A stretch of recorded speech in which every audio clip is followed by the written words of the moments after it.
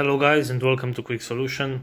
In today's video I'm going to show you how you can report an Instagram account. So in order to do that, the first thing I have to do is just go forward and select a random account that I want to report. So I'm just going to choose a random one right here, let's say this one, and let's say I want to report this account. So once I am on this profile, I will hit this icon with the three lines right here and select the report button. So right here I can report a specific post or something about this account, or report as unlawful. So what I'm going to choose here is something about this account, and as you can see right here I have the option. They are pretending to be someone else.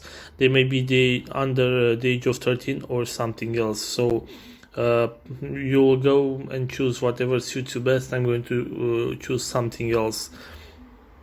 And right here we have more specific